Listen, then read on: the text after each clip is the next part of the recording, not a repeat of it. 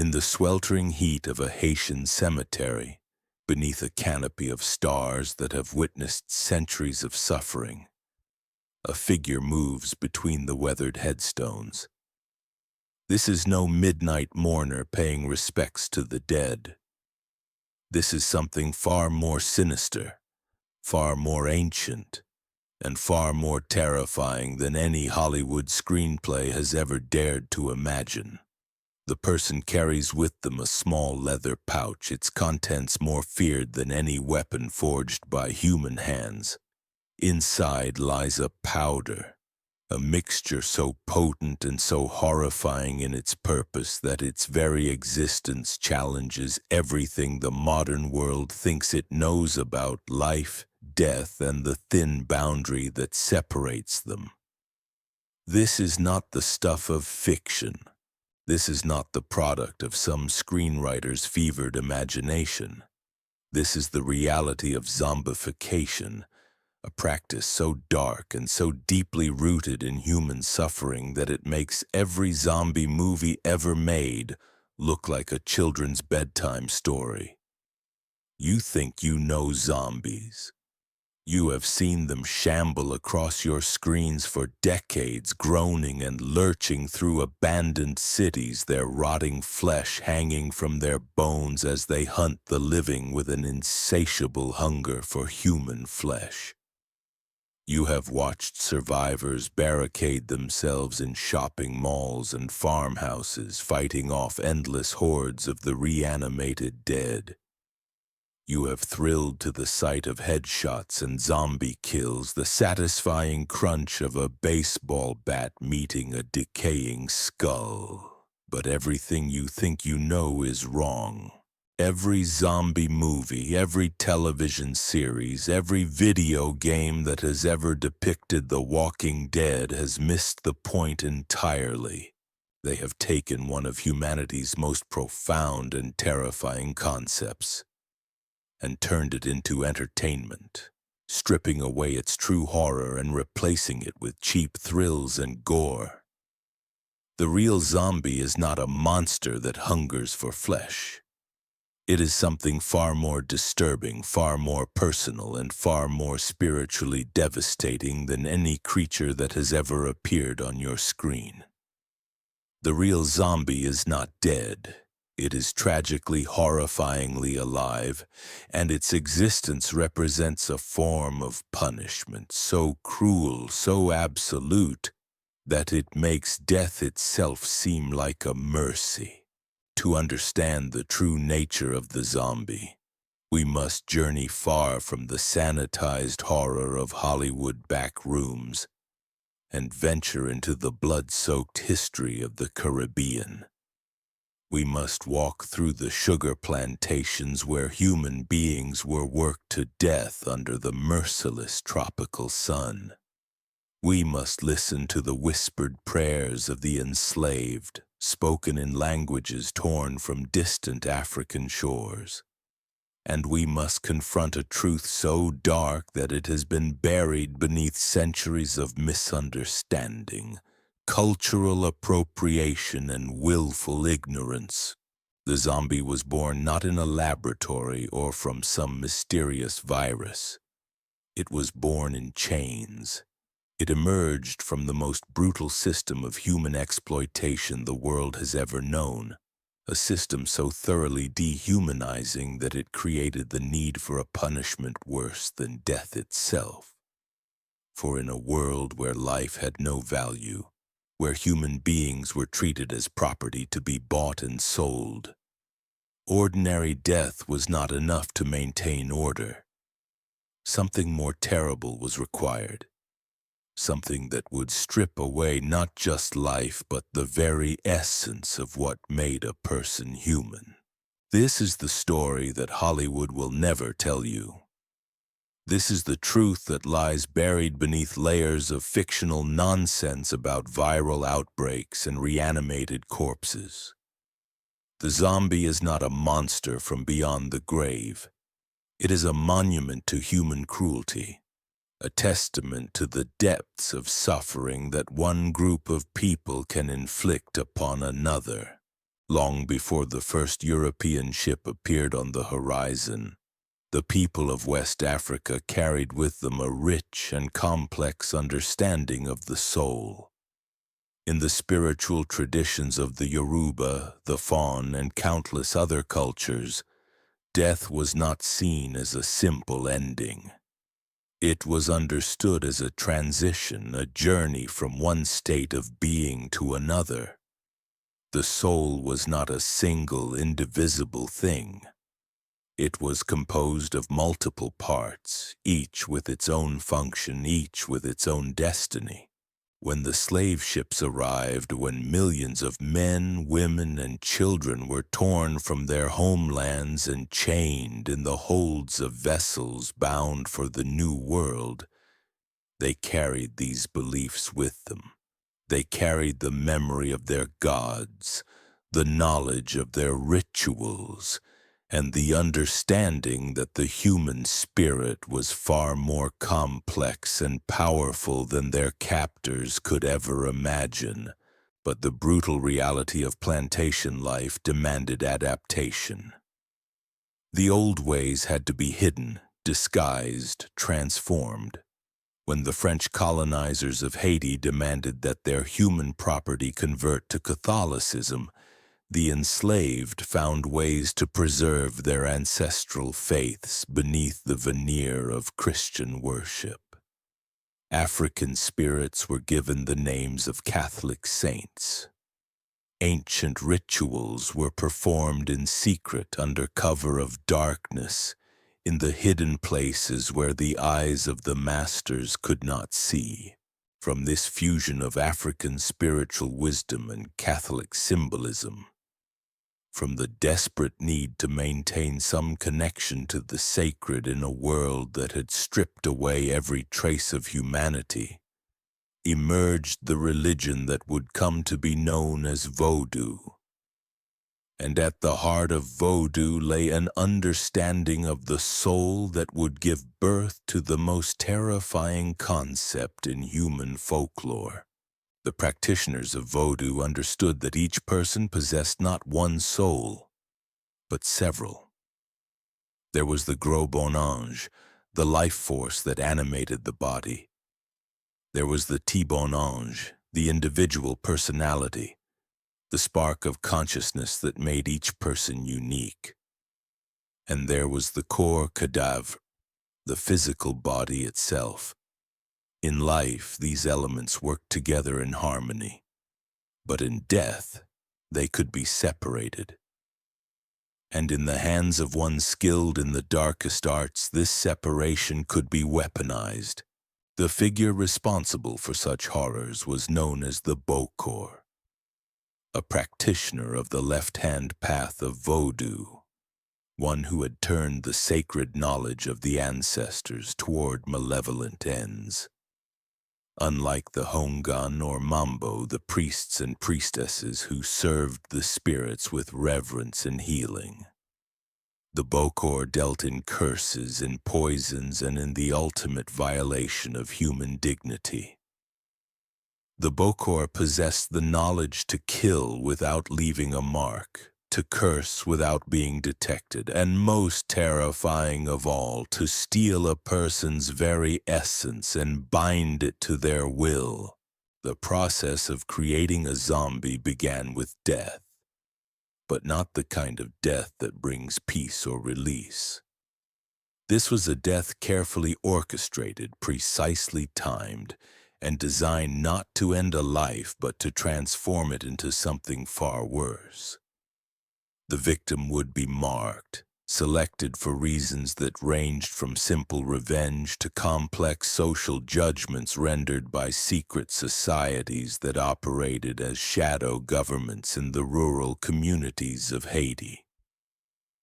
The weapon of choice was not a blade or a bullet, but a powder of such sophisticated toxicity that modern science is still struggling to understand its complete composition.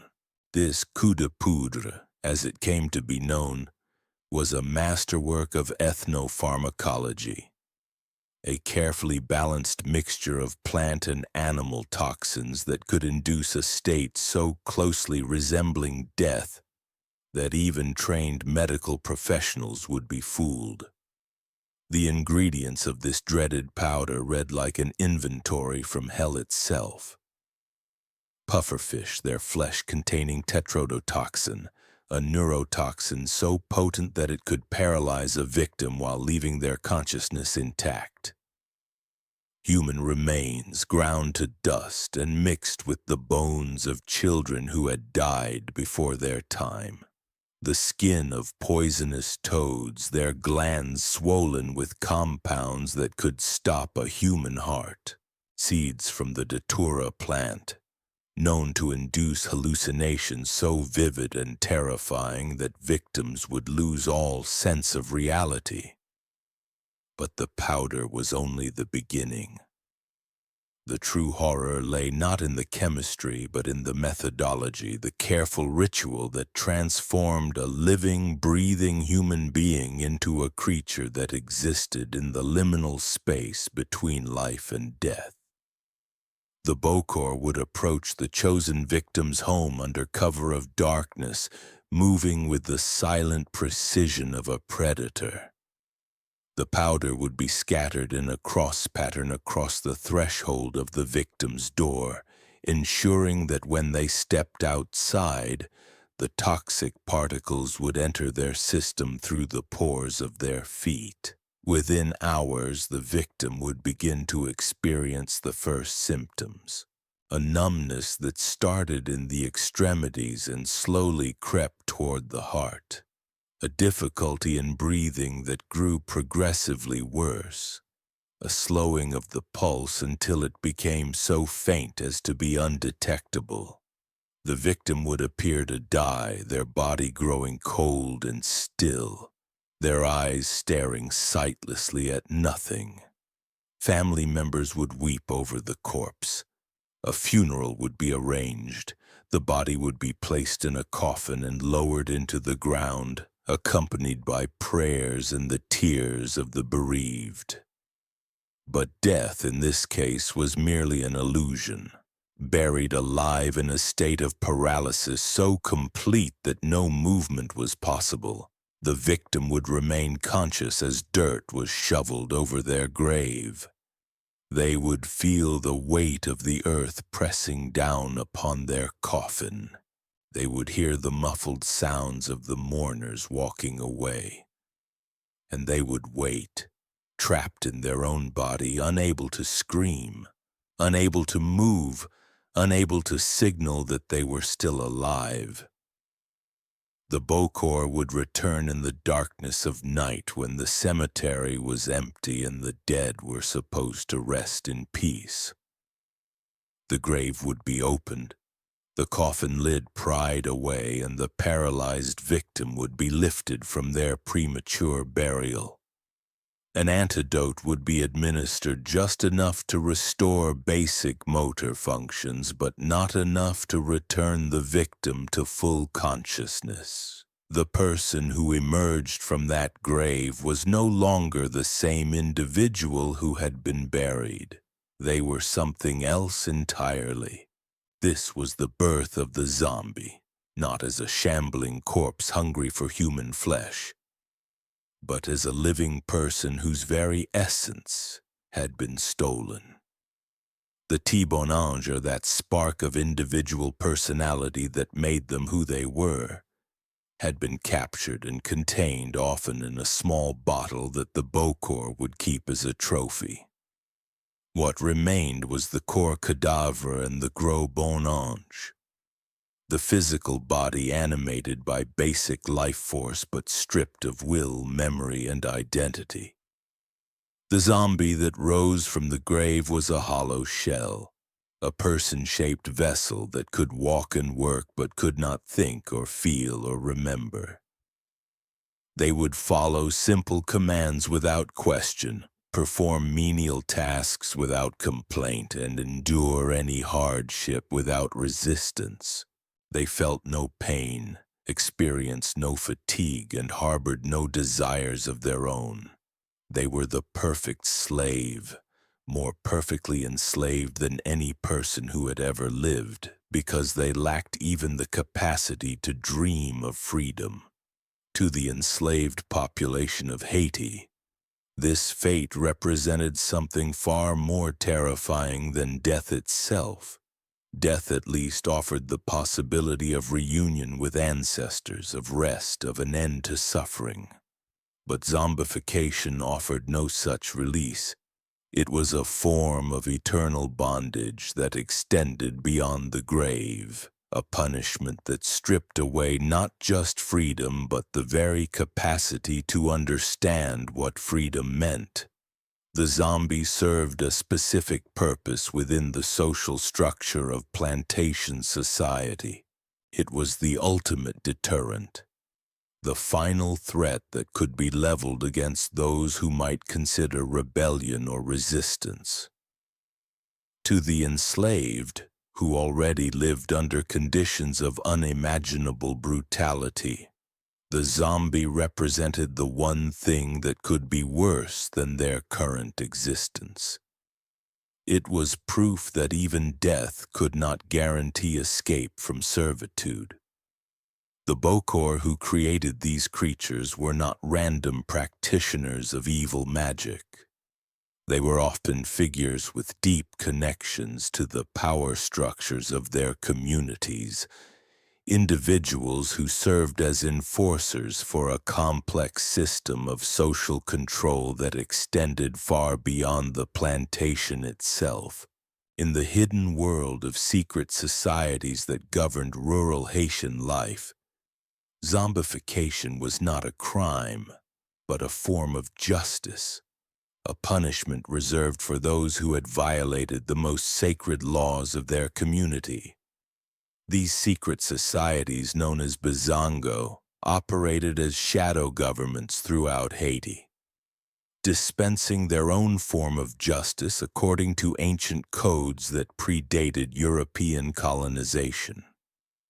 They were the descendants of African judicial traditions adapted to the harsh realities of New World slavery and refined over generations of clandestine practice. Within these societies, the bokor served as both judge and executioner, wielding the power of zombification like a sword over the heads of potential transgressors. The crimes that could warrant such punishment were varied, but always serious. A person who betrayed their community to the colonial authorities might find themselves marked for zombification. Someone who stole from their neighbors, who broke sacred oaths, or who violated the trust of their family could face the same fate. The zombie was not just a punishment for the individual, but a warning to the entire community about the consequences of stepping outside the bounds of acceptable behavior. In this context, the zombie served as both a tool of oppression and a form of resistance.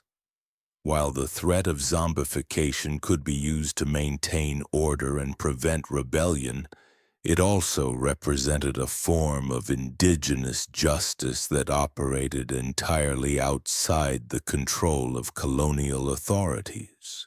The European masters who ruled the plantations had no understanding of these deeper currents of spiritual and social control that flowed through their enslaved population. They saw only docile workers and occasional acts of defiance, never recognizing the complex system of governance that operated in the shadows of their own dominion. The creation of zombies was surrounded by elaborate rituals that spoke to the profound spiritual significance of the practice. The bokor would carefully time their work to coincide with specific lunar phases and spiritual observances. The preparation of the powder itself was a ceremonial act that required precise knowledge of botanical and zoological properties, combined with deep understanding of spiritual forces that governed life and death. The power wielded by these practitioners extended far beyond the simple creation of the walking dead. They were the keepers of ancient knowledge, the guardians of secrets that had been passed down through generations of initiates, who understood that the human soul was not the simple, indivisible entity that European Christianity proclaimed it to be. In their hands, death became not an ending but a tool, a means of reshaping reality according to their will. The actual process of zombification required timing so precise that it bordered on the supernatural. The bokor had to strike at the exact moment when the victim's spiritual defenses were weakest, when the alignment of celestial forces and earthly circumstances created the perfect conditions for the separation of soul from body. This was not random violence, but calculated spiritual warfare, conducted according to principles that had been refined over centuries of practice. The victim, once selected by the secret tribunals that governed rural Haitian society, would find themselves marked in ways they could not perceive. Strange dreams would begin to plague their sleep, visions of ancestors calling them to join the realm of the dead. Small signs would appear around their home, symbols scratched into fence posts or scattered in their gardens, warnings that only those initiated in the mysteries could read and understand. As the appointed time approached, the community would begin to sense that something was amiss. Neighbors would report seeing strange lights moving through the cemetery at night. Dogs would howl at empty air, their primitive instincts detecting presences that human senses could not perceive. Children would wake screaming from nightmares they could not remember, their young souls somehow aware that the barrier between the world of the living and the realm of the dead was growing thin. The bokor would begin the final preparations in the depths of the forest, far from the eyes of those who might interfere with the sacred work. The ingredients for the zombie powder were not simply mixed together but combined according to ancient formulas that took into account the phases of the moon, the position of the stars, and the spiritual temperature of the community. Each component had to be prepared with ritual precision, the pufferfish dried under specific conditions. The human remains consecrated through elaborate ceremonies, the plant toxins harvested at the moment of their greatest potency, but the powder alone was not enough to create a zombie. The true secret lay in the spiritual component of the transformation, the ritual capture of the victim's tibonage, that essential spark of individual consciousness that made each person unique. This required not just chemical knowledge, but deep understanding of the metaphysical architecture of the human soul. The night of the zombification would arrive with an oppressive stillness that seemed to muffle all sound and movement. The very air would grow thick and heavy as if the atmosphere itself were holding its breath in anticipation of the horror to come. The bokor would approach the victim's dwelling like a shadow-given substance, moving with the fluid grace of one who had learned to walk between worlds.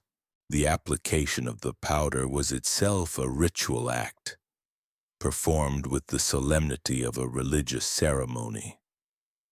The bokor would trace the sign of the cross with the deadly mixture, not as a symbol of Christian faith, but as an ancient African sigil that predated European arrival in the New World.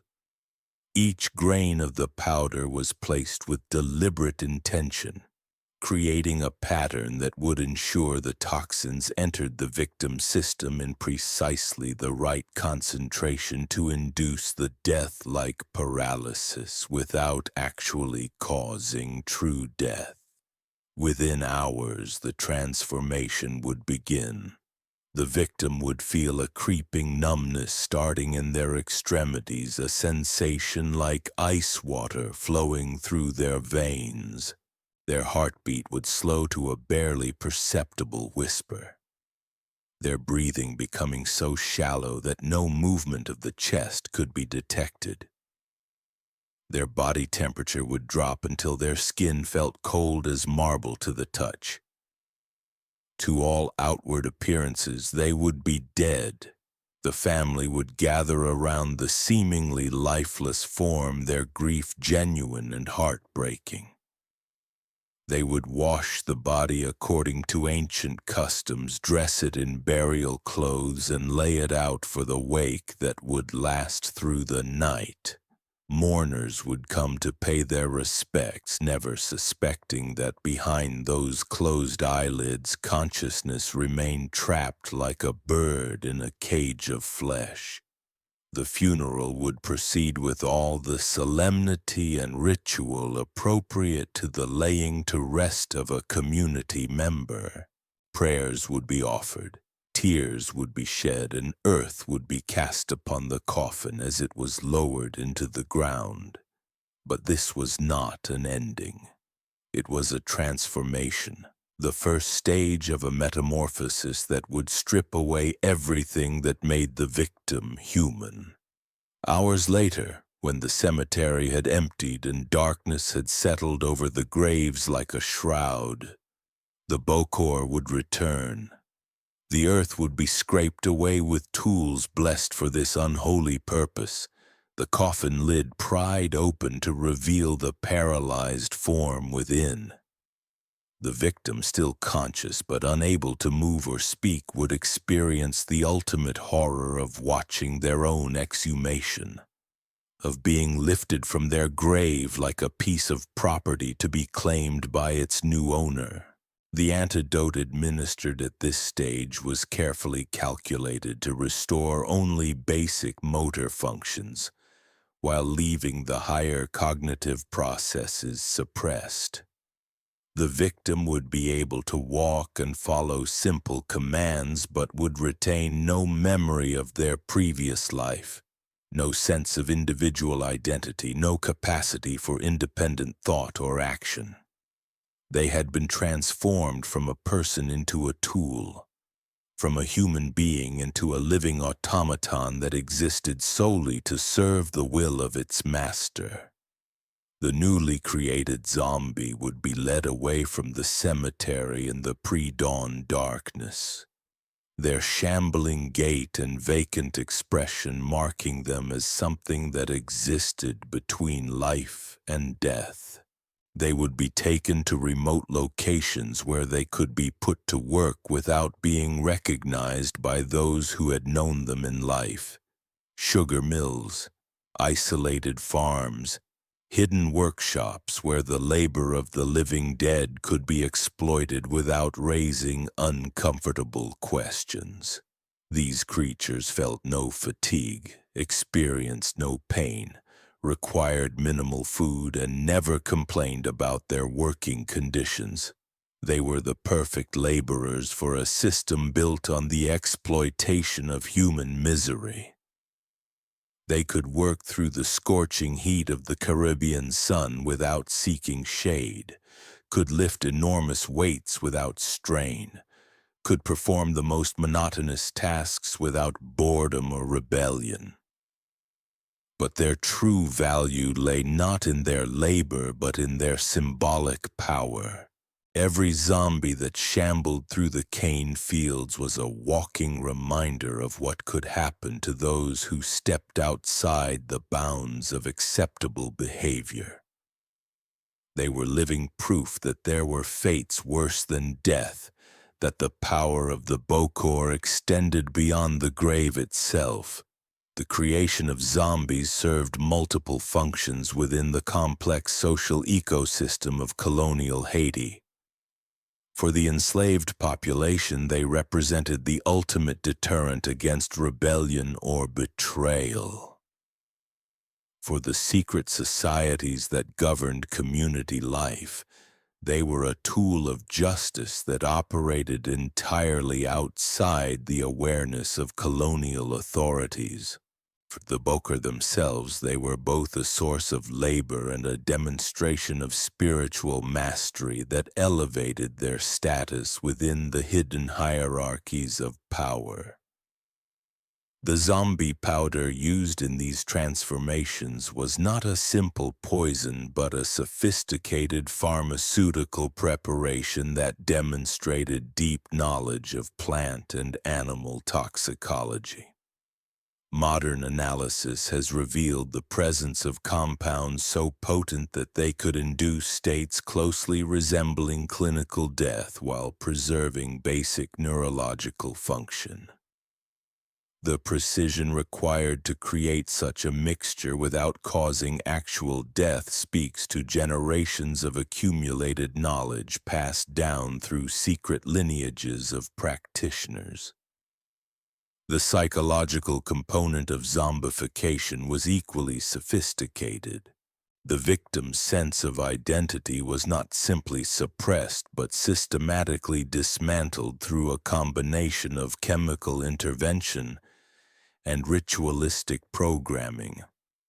The process created individuals who could function as laborers but lacked the cognitive capacity to question their circumstances or remember their previous existence. They became living ghosts, present in body but absent in spirit. These walking shells of former human beings served as a bridge between the African spiritual traditions that had been transplanted to the New World and the harsh realities of plantation existence. They embodied the ultimate fear of a people who had already lost their freedom, their families, and their homeland. The zombie represented the possibility that even death might not provide escape from bondage, that servitude could extend beyond the boundaries of mortal existence. The communities that harbored these secrets developed elaborate systems of protection against the threat of zombification. Families would take turns watching over the sick and dying, ensuring that no bokor could approach undetected. Graves would be guarded for days after burial, and bodies would sometimes be deliberately mutilated to prevent their use in necromantic rituals.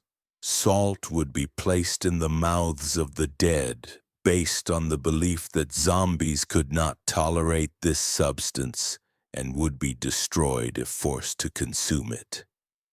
These protective measures spoke to a profound understanding that zombification was not just a supernatural threat, but a very real danger that could befall anyone who found themselves on the wrong side of the community's hidden power structures. The fear was so pervasive that it shaped every aspect of death and burial in rural Haiti, creating elaborate funeral customs designed to safeguard the deceased from posthumous enslavement. The most chilling aspect of this protection was its necessity. These were not superstitious rituals performed by ignorant peasants, but carefully developed countermeasures against a documented threat. Families who had watched loved ones disappear into the realm of the living dead knew that vigilance was the only defense against a fate that made death itself seem merciful by comparison. The zombie served as the cornerstone of a complex system of social control that extended far beyond individual punishment. In communities where conventional law enforcement was either absent or aligned with oppressive colonial interests, the threat of zombification became a parallel form of justice that operated according to its own ancient codes. This shadow government of secret societies wielded power through fear, using the specter of spiritual enslavement to maintain order in ways that conventional authority never could.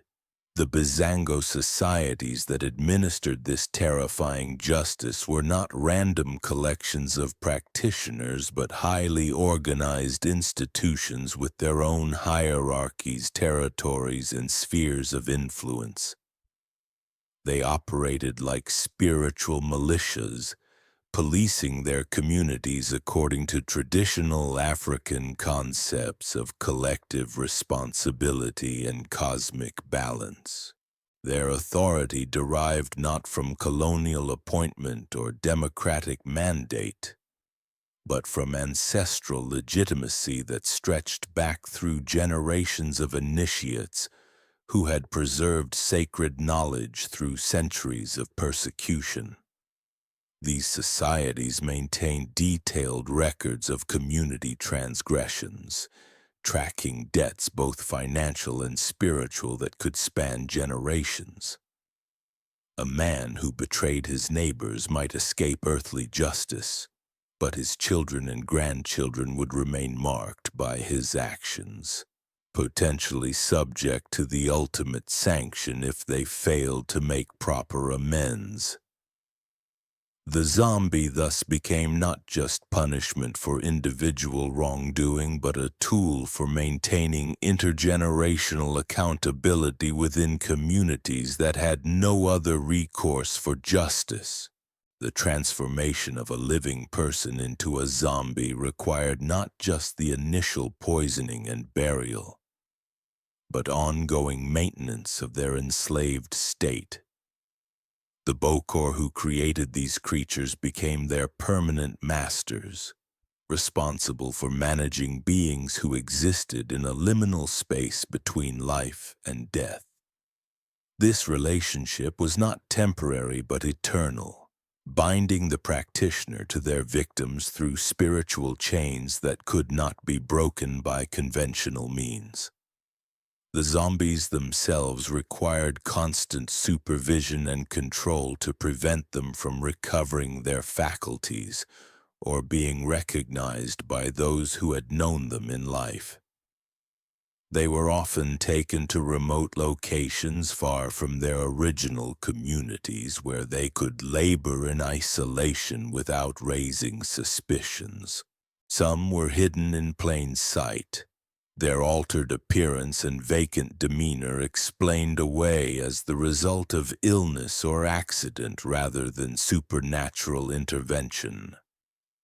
The work performed by these enslaved souls was deliberately chosen to maximize their utility while minimizing the risk of discovery.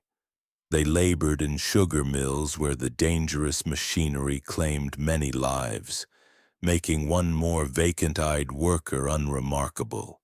They toiled in isolated fields where human contact was minimal, and questions were rarely asked.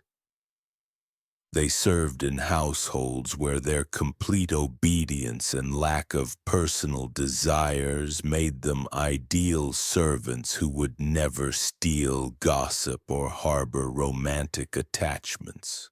The economic value of zombie labor was substantial enough to create entire underground networks dedicated to their creation and deployment.